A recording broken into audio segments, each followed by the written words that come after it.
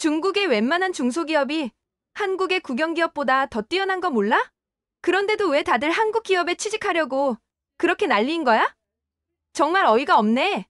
여기 한 중국 기자가 무척 흥분했는데요. 과연 이곳에선 무슨 일이 있었던 걸까요? 안녕하세요. 저는 중국 공영방송국 기자 닝닝이에요. 어릴 적부터 부모님과 학교에서 애국심은 우리 중국을 이끌어가는 제일 큰 힘이라는 말을 귀에 못이 박히도록 들어왔고 그 뜻을 이어받아 중국 최대 공영방송국에 들어가 기자로서 활동하고 있어요. 워낙 나라에 대한 자부심이 강하다 보니 우리 중국의 성장을 방해하는 요소가 있다면 절대 용서해서는 안 된다고 굳게 믿고 있지요. 그런데 최근 저희 공영방송국에서 한국 기업들이 잇따라 중국 시장에서 철수한다는 소식을 대대적으로 보도했을 때 저는 참을 수 없는 분노가 치밀어 올랐어요. 특히 광저우 지역에 있던 삼성 LG 등 한국 기업들의 공장이 빠져나갈 준비를 하고 있다는 사실이 알려지면서 이렇게나 우리 중국의 인프라와 자본을 실컷 이용하고 이제 와서 슬쩍 발을 빼다니 이건 정말 배은망덕한 일이 아닌가 하는 생각이 들었지요. 실제로 한국 기업들은 중국 정부로부터 투자 지원은 물론이고 저렴한 인건비와 광활한 시장까지 누리며 엄청난 이득을 거둬왔다는 것은 누구나 아는 사실이니까요. 최근 저희 취재팀이 입수한 자료에 따르면 한국 기업들의 이딴 철수가 한국의 대중 수출에도 큰 영향을 미치고 있는 것으로 나타났어요. 6일 한국무역협회에 따르면 지난해 대중 수출은 2023년 대비 6.6% 증가한 1330억 2600만 달러로 주요 10개 지역 중 1위를 차지했어요. 하지만 과거 2021년 1629억 달러로 역대 최고치를 찍은 뒤 2022년 1557억 달러, 2023년 1248억 달러, 그리고 2024년 1330억 달러로 점차 규모가 줄어드는 추세라고 해요. 한중 공급망 분업 체계가 흔들린 데다가 한국 기업들이 조금만 위기가 감지되면 얌체같이 다른 나라로 철수해버리는 행태가 겹치면서 예전 같은 성장세를 이어가지 못했다는 분석입니다. 그중에서도 롯데그룹의 행보는 매우 역겨웠어요. 차드 보복 이후 사실상 중국 시장에서 대부분의 사업을 정리했거든요. 2018년 롯데마트 철수를 시작으로 지난해 6월에는 롯데백화점까지 사업을 접었어요. 현재 남아있는 건 청두복합단지뿐인데 이것도 사드 보복 여파로 공사가 여러 차례 중단되었다가 재개되기를 반복한 끝에 2022년부터 매각이 진행 중이라고 합니다. 롯데 관계자는 청두복합단지의 매각이 진행되고 있지만 이미 사업을 철수한 상황이라 크게 신경 쓸 사안이 아니다라고 언급했다더군요. 본래 이 복합단지는 아파트 호텔 등을 포함해 약 1조 원 이상의 자금이 투입될 대규모 프로젝트였지만 결국 중국을 발판 삼아 이익만 챙기고 완수하지 못한 채 떠나는 꼴이 된 셈이니 우리 중국의 입장에서는 분개할 수밖에 없었어요. 한국 가전 디스플레이 분야에서도 철수가 이어지고 있는데 대표적으로 LG 디스플레이가 지난해 광저우 LCD 패널 모듈 공장을 매각하며 사업을 크게 축소했어요. 또 LG 디스플레이는 지난해 9월 중국 패널업체 CSOT의 해당 공장을 108억 위안 약 2조 300억 원에 매각했어요. 대형 LCD 생산법인 지분 매각을 통한 OLED 사업 중심의 구조 개선이라고는 하지만 결국 우리 중국의 인프라를 제대로 활용해 막대한 수익을 냈음에도 이제 와서 조금만 불리해지면 또 다른 분야로 갈아타겠다는 의도로밖에 안 보였어요. 삼성 디스플레이 역시 2021년 중국 수저우에 있던 LCD 공장을 1조 2100억 원 규모로 CSOT에 넘겼고 삼성전자도 2019년에 중국 내 스마트폰 가전 공장을 폐쇄한 뒤 인건비가 저렴한 베트남인도 등지로 생산 거점을 옮겼다고 해요. 현대차와 기아 역시 중국 공장을 축소하고 있는데 현대차는 기존 5곳에서 2곳만 남겼고 기아도 3곳에서 2곳만 가동 중이라고 해요. 화장품 업계인 아모레퍼시픽도 2021년에 에뛰드하우스, 2022년엔 헤라 브랜드를 철수시키면서 중국 사업을 크게 줄이고 있다는 사실이 알려졌습니다. 이렇게 한국 기업들이 중국 시장을 초토화시켜놓고 중국인들을 우롱하는 듯한 행동을 보이며 떠나고 있어요. 한때 한국 경제는 중국 시장 없이는 아무것도 못했고 모든 걸 중국에 의존했지만 정작 중국의 내수 시장의 매력을 못 느끼니 슬그머니 발을 빼며 다른 나라로 옮겨가려는 모습이 눈에 훤히 드러납니다. 또 이러한 소식이 전해지자 중국 국민들 사이에서 분노가 터져나오는 것은 어찌 보면 당연한 일이지요. 온라인상에서는 한국 기업들이 한때 중국 소비자들의 도움으로 성장했는데 이제 와서 빠져나가는 건 배신이나 다름없다는 의견이 쇄도하고 있고 오프라인에서도 중국이 이렇게까지 발전하도록 길을 터줬더니 이제 우리를 우습게 보는 것 아니냐라며 붕괴하는 목소리가 끊이지 않아요. 저 역시 어릴 적부터 중국에 대한 애정과 충성심을 지켜왔기에 이런 한국 기업들의 잇단 철수가 못마땅하게 느껴집니다. 그리고 국장님으로부터 한국 기업들의 철수 소식을 현장에서 좀 더 상세히 취재해 오라는 지시와 함께 중국인들의 애국심을 자극할 만한 기사를 만들어 오라는 임무를 부여받았어요. 이에 망설임 없이 베이징을 출발해 광저우로 향했지요. 솔직히 출발 전에는 한국 기업들이 철수한다는 소식에 지역민들도 크게 분노하고 있을 테니 그 분위기를 생생히 담아 보도하면 시청자들의 애국심이 더욱 폭발할 것이라고 확신했어요. 하지만 막상 광저우에 도착해보니 제가 예상했던 것과는 전혀 다른 광경이 펼쳐졌습니다. 미처 예상하지 못했던 처참한 상황과 함께 지역민들의 민심 역시 제가 상상했던 분노 일색이 아니었습니다. 광저우에 도착하자마자 저는 가장 먼저 한인타운으로 발길을 옮겼어요. 한국인들이 밀집해 사는 구역이나 한국 음식을 파는 가게들이 많은 상권을 찾아가면 그곳 중국인들의 반응을 생생하게 살필 수 있을 것 같았거든요. 무엇보다 한인타운 내 상인들은 어쩌면 한국인들 때문에 피해를 봤다라는 식의 불만을 토로하지 않을까 기대도 했지요. 그런데 막상 도착해보니 제 예상과 달리 한인타운은 더욱더 거대하고 번화해 있었습니다. 김치찌개, 불고기, 치킨, 떡볶이 같은 한국 음식점이 즐비했고 한국어 간판을 건 상점들도 쉽게 찾아볼 수 있었어요. 가게마다 사람들로 북적였는데 이들 중에는 한국 기업에 다니는 한국인들은 물론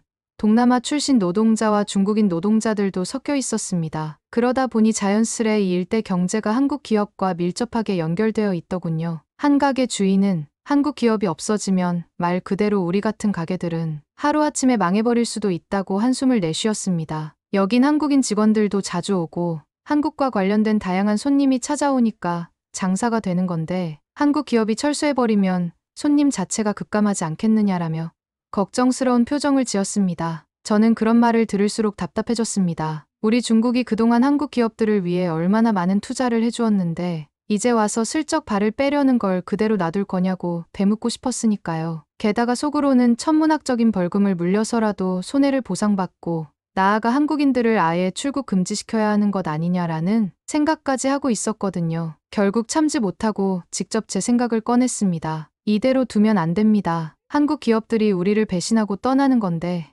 엄청난 벌금을 물리고서라도 책임을 물어야죠. 더 나아가 필요하다면 한국인들 출국 금지 법안 같은 것도 추진해야 하는 거 아닙니까? 그 말이 떨어지자 주변 상인들은 일제히 저를 쳐다봤어요. 그중 한 식당 사장이 제게 한마디를 툭 뱉었지요. 철없는 소리 하지 마세요. 한국인들을 그렇게 쉽게 가둬둘 수 있을 것 같아요? 당신 한국인들을 몇 년씩 상대해봤어요? 그 사람들 정말 영리하고 때론 무척 냉정해요. 괜히 덤볐다간 더 큰 피해만 볼 수도 있다고요. 그 말이 제 귀에는 마치 우리 중국인들이 고개를 숙여서라도 한국 기업들을 붙잡아야 한다라는 의미처럼 들렸어요. 저는 순간적으로 분노가 치밀어 올랐습니다. 이봐요.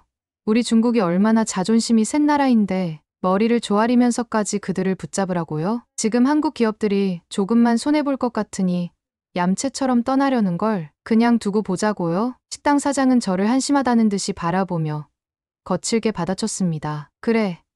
자존심도 중요하지만 당장 굶어 죽게 생긴 사람들은 어떡합니까? 당신이야 기자니까 입만 열면 되지만 우린 현장에서 먹고 살아야 해. 한국 기업이 없어지면 이 한인타운도 무너지고 우릴 고용해줬던 공장들도 사라지는데 그 피해를 누가 책임지냐고. 서로 언성이 높아지다 보니 주위에 있던 다른 상인들도 하나둘씩 몰려들기 시작했어요. 그중 몇 명은 그래도 나라를 생각하면 한국을 용서해선 안 된다고 제 편을 들었지만 더 많은 이들은 당장 생계가 달린 문제다. 파렴치한 한국 기업이라고 막무가내로 내쫓았다간 오히려 우리가 더 큰 손해를 본다고 반발했어요. 저는 이들의 말이 도저히 납득이 안 됐습니다. 어떻게 같은 중국인이면서 나라가 당하는 배신을 보고만 있을 수 있느냐라고 따지자 몇몇 상인은 제게 되래. 당신은 도대체 몇 살이길래 그렇게 뭘 모르는 소리만 하느냐라고 비아냥댔어요. 그러다 결국 감정이 격해진 한 상인과 제 사이에 몸싸움까지 벌어졌습니다. 상인은 공영방송 기자라는 사람이 현실도 모르고 헛소리를 해대니 답답하다며 저를 밀쳤고 저도 같은 중국인이 어떻게 한국 편을 들 수 있느냐며 그를 밀쳐버렸죠. 주변에 있던 사람들이 당황하며 말리는 통에 다행히 큰 부상은 없었지만 상황은 걷잡을 수 없을 정도로 험악해졌어요. 한국인들은 생각보다 절대로 호락호락하지 않아요. 머리 숙이고 부탁해도 들어줄까 말까 한 사람들인데 여기서 벌금을 물리니 출국 금지를 시키니 그런 말 함부로 꺼내면 오히려 우리만 역풍 맞는다고요. 마지막으로 들은 이 상인의 말은 제가 품고 있던 애국심과는 정반대되는 현실 그 자체였어요. 머릿속이 복잡해졌고 더 이상 그 자리에서 대화가 불가능하다는 생각이 들었어요. 결국 저를 말리던 사람들의 부축을 받으며 현장을 빠져나왔습니다. 나가는 길에 상인들이 주고받던 대화가 귀에 들어왔습니다. 아직도 저렇게 현실 감각 없는 중국인이 있나. 기자라면서 저런 기본적인 경제 논리도 모르나 봐. 저는 씁쓸함을 감추지 못한 채 그들을 노려보면서도 어떻게 이 상황을 상부에 보고해야 할지 생각했습니다. 공영방송국에서는 당연히 한국 기업의 철수는 중국에 대한 배신이라는 프레임을 강하게 원하고 있겠지만 광저우에서 벌어진 이 생생한 민심은 너무나 달랐습니다. 한인타운 취재를 마치고도 마음이 개운치 않았어요. 현지 상인들이나 종업원들은 모두 한국 기업이 철수하면 우리가 큰일 난다며 걱정하는 분위기였지요. 저는 젊은 대학생들은 다를 거지라고 생각하고 광저우의 한 대학 캠퍼스 근처로 발길을 옮겼어요. 듣기로는 이 일대에 삼성전자나 LG전자, 현대자동차 등 한국 대기업 계열사에 취업하고 싶어하는 학생들이 많다고 했거든요. 적어도 이들은 한국의 철수 소식에 격한 분노나 실망감을 드러내지 않을까 하는 기대가 있었지요. 그런데 캠퍼스 인근에 도착하자마자 저는 믿기 힘든 광경을 목격했어요. 거리 한편에 노숙자들이 몰려 있었는데 얼핏 보니 젊은 학생들처럼 보였어요. 대체 왜 이들이 길바닥에서 노숙을 하고 있는 걸까? 궁금해진 저는 무작정 다가가서 이유를 물어봤어요. 그러자 그들은 마치 대수롭지 않다는 듯 이렇게 대답하더군요. 다들 졸업 예정자예요. 마땅히 갈 곳이 없으니 여기서 밤을 새우면서 주변 학원이나 취업 설명회 정보를 얻으려고 하죠. 하루라도 빨리 취업 준비해야 하는데 집에 가면 정보가 끊기잖아요. 저는 그 이야기를 듣고 충격에 빠졌습니다. 어떻게 대학 졸업자들이 이렇게까지 해야 할 정도로 취업 상황이 안 좋은 거냐라고 묻자 그들은 요즘 중국 취업난이 엄청나서 좋은 기업 들어가려면 이 정도 노력은 당연하다고 말했어요. 그때 저는 좋은 기업이란 게 구체적으로 어떤 회사들을 말하는 걸까 궁금해졌지요. 그래서 어디에 취업할 거예요? 어떤 기업을 바라보고 있나요? 제 질문에 노숙 중인 학생들 몇몇이 동시에 대답하길 삼성, LG, 현대차 등을 외쳤습니다. 역시나 한국 대기업이었지요. 저는 또 한 번 놀랐어요. 아니, 왜 하필 한국 기업이에요? 중국에도 좋은 회사 많잖아요. 그러자 학생들은 진지한 표정으로 한국 기업들이 전 세계 시장에서 누리고 있는 높은 위상과 기술력을 열거하기 시작했습니다. 한 학생은 삼성은 반도체부터 스마트폰 가전제품, 디스플레이까지 다양한 분야에서 글로벌 12위를 다투고 있다며 특히 메모리 반도체나 OLED 같은 분야에서는 아직도 따라잡기 어려운 수준이라고 말했지요. 또 다른 노숙 학생은 LG의 경우 디스플레이와 배터리 같은 핵심 기술에서 경쟁력이 뛰어나고 생활가전 분야에서도 세계 시장 점유율 12위를 오가고 있다고 설명했습니다. 이어서 현대차 그룹은 자동차 분야에서 과거엔 가격 경쟁력으로만 승부한다는 이미지였지만 이제는 전기차, 수소차 같은 친환경 기술에 선도적으로 투자하며 유럽, 미국 시장에서 높은 인지도를 가지고 있다고 덧붙였습니다. 제가 중국 기업도 이미 상당한 기술력을 갖추지 않았느냐라고 되물었을 때 또 다른 학생이 이런 답을 내놓았습니다. 중국 기업들은 아직 멀었어요. 자율주행 인공지능 같은 미래 분야에서도 많은 투자를 하지만 성과가 처참해요. 또 공산주의 체제 특유의 규제와 정치적 리스크가 있어서 세계 무대에서 제약을 받는 경우가 많아요. 미국이나 유럽 시장에 진출할 때도 각종 제재나 까다로운 검증을 받는 일이 흔하잖아요. 반면 한국 대기업들은 오랜 기간 글로벌 시장에서 활약해왔고 브랜드 신뢰도도 높아요. 실제로 화웨이나 GTE 같은 일부 중국 IT 기업들은 미국, 유럽의 제재나 보안 이슈로 인해 활발한 해외 사업 확장에 어려움을 겪고 있는 게 사실이지요. 반면 삼성, LG, 현대차 등은 수십 년간 해외 시장에서 입지를 다져왔고 세계적인 협력 파트너 공급망을 확보하고 있습니다. 따라서 중국의 노숙 학생 입장에서는 처음 취업부터 글로벌 경쟁력을 갖춘 회사에서 경력을 쌓고 싶다는 욕심이 있을 수밖에 없다는 게 이들의 논리였어요. 단순히 연봉 문제만이 아니에요. 한국 대기업에서 일하면 해외 지사나 R&D 센터에서 다양한 글로벌 프로젝트를 경험해 볼 수 있으니까요. 나중에 중국 기업으로 이직하더라도 해외 선진 기업에서 경력을 쌓았다는 점이 큰 이점이 될 거예요. 또한 공산주의 체제 영향으로 해외 확장에 어려움을 겪는 중국 기업들보다는 이미 글로벌 무대에서 탄탄한 입지를 구축한 한국 대기업이 취업 안정성이나 성장 기회 면에서 훨씬 더 매력적이라고 입을 모았거든요. 그리고 학생들은 대부분 당연한 표정을 지으며 한국 대기업이면 취업만 돼도 곧 성공이 보장되는 거나 마찬가지라고 말했어요. 그 말을 듣는 순간 저는 또 다시 분노가 치밀어 올랐어요. 한인타운에서도 이미 비슷한 반응을 접했고 이제는 대학 졸업생들까지도 한국 기업을 선호한다니 저로서는 도저히 이해가 되지 않았거든요. 괜스레 반말까지 섞으며 아이들에게 소리치고 말았어요. 후배니까 한마디 하겠는데 어디서 주워들은 것만 줄줄이 이야기하고 거짓 정보만 믿고 한국 기업에 취업하려고 노숙까지 한다고? 정말 정신 나간 거 아니야? 부모님이 이 꼴을 보면 좋아하시겠냐고. 학생들은 당황한 듯 입을 다물었어요. 그래도 제가 너무 지친 기색도 보이고 또 기자라는 사실 때문에 그랬는지 몇몇이 억지로라도 제 말에 대답을 해주었어요. 솔직히 저희도 이렇게까지 하고 싶진 않죠. 하지만 실제로 경쟁이 워낙 치열하니까요. 한국 대기업에 합격만 하면 인생이 바뀔 수 있다니까요. 저는 그 말을 들으니 울분이 더욱 치솟았어요. 이게 무슨 헛소리야. 중국 기업도 얼마나 좋은데 왜 하필 한국 회사냐고. 우리나라 중소기업만 해도 한국 국영기업보다 훨씬 잘 나가는 데가 많아. 왜 그걸 몰라? 진짜 한심하네. 한심해. 그러자 학생들 중 한 명이 못마땅한 표정으로 저를 쏘아봤어요. 기자님, 무슨 말도 안 되는 소리예요. 한국의 국영기업보다 중국 중소기업이 좋다고요? 진짜 세상 물정 모르시네. 인정할 건 인정하세요. 지금 중국 현실이 그렇다고요. 삼성, LG, 현대 이런 데 들어가면 연봉도 좋고 글로벌 무대에서 경험을 쌓을 수 있다고요. 중국 기업들은 이미 쇠퇴하고 있고 한국과 연봉 차이도 무척 크다고요. 이 말을 들으니 저는 더욱 열이 받았어요. 너희가 그런 식으로 한국 기업만 고집하니까 한국이 우리를 우습게 보고 철수하려는 거 아니야. 중국 젊은이가 한국 거리니 한국 놈들이 얼마나 우릴 무시하겠냐고.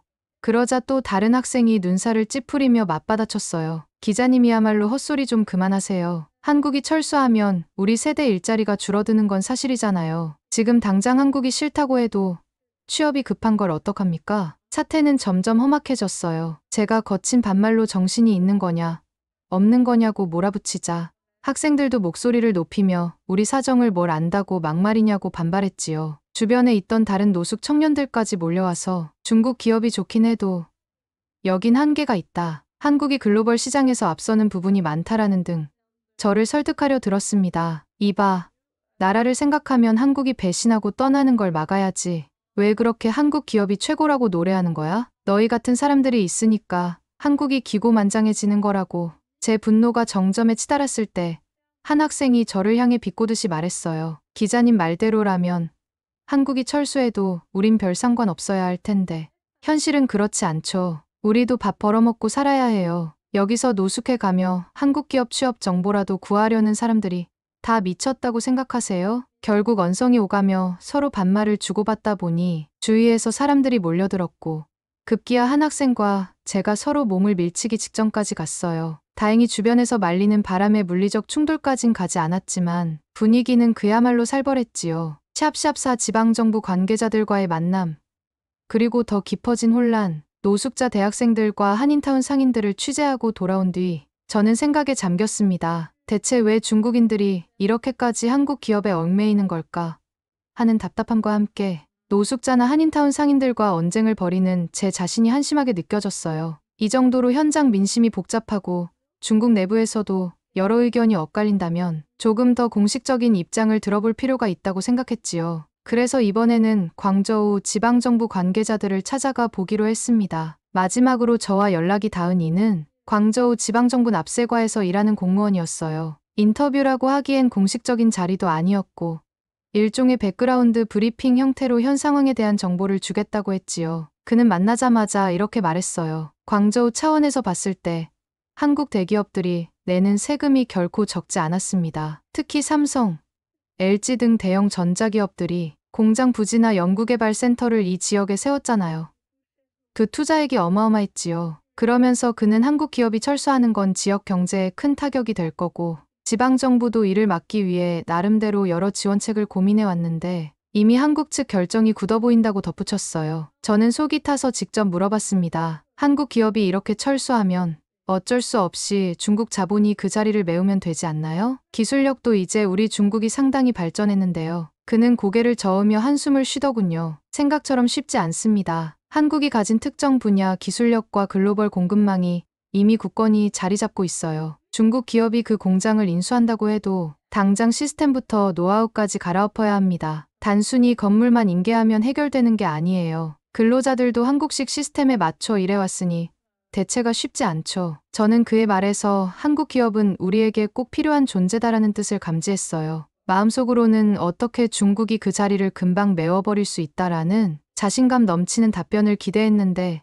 현실은 그렇지 않았던 거예요. 지방정부 역시 한국 기업이 철수하면 지역 경제와 고용 문제에 엄청난 타격이 올 걸 우려하는 모습을 보였고 그 모습을 지켜보는 제 심정은 더욱 복잡해졌습니다. 이후 만난 광저우 지방정부 고위 관계자는 한술 더 떠서 한국 기업이 빠져나가면 우리 예산이 줄어드는 걸로 끝나는 수준이 아니다. 어느 정도 감축이 있을지는 도저히 예측할 수 없을 만큼 큰 타격이 예상된다고 토로했습니다. 그의 목소리에는 깊은 시름이 느껴졌어요. 그 말을 듣자 저는 또 한 번 열이 올라서 평소 생각했던 질문을 그대로 내뱉고 말았어요. 그렇다면 중앙정부로부터 지원을 받으면 되지 않나요?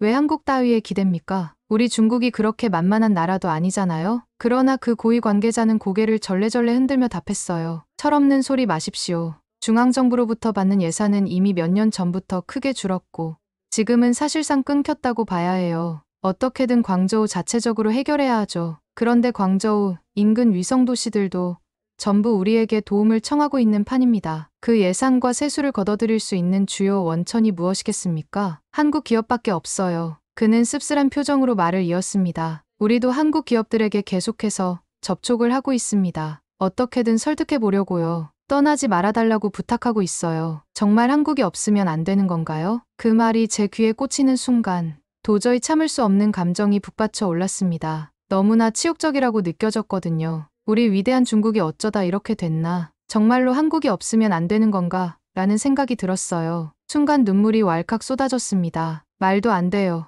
정말 한국 기업들이 빠져나가면 우리 광저우가 이렇게까지 힘들어지는 겁니까? 한국 놈들이 없어서는 안 된다고요?